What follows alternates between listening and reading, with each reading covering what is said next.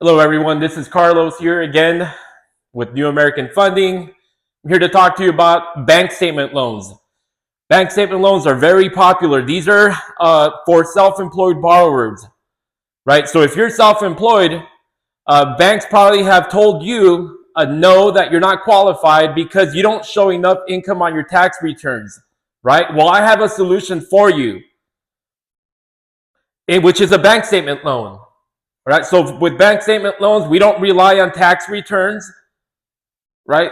Again, you have to be self-employed, and the minimum down payment required would be 10%.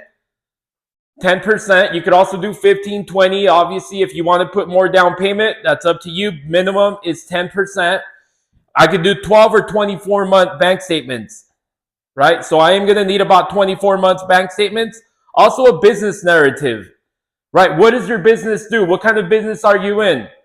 Right, that is going to determine your expense percentage, the expense factor that I have to use for your business, meaning that if I calculate about $200,000 in deposits,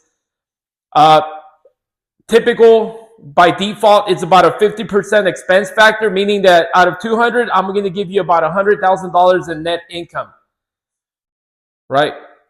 This is different for all businesses, so you just have to give me a call so we can talk about what kind of business you're in, and I can determine what the business narrative and expense factor that I'd have to hit you with. Also going to need a profit and loss. Usually that's what I need, right? You can make it yourself. I got some templates that you can utilize, kind of give you a guidance on how to, complete your profit and loss. I'm also going to need a business license or a CPA letter, just letting it, know that you have been in business for at least 5 years and you've been operating as self-employed. Right. Right. So here's an example. If you buy a home for $600,000, you put 15% down.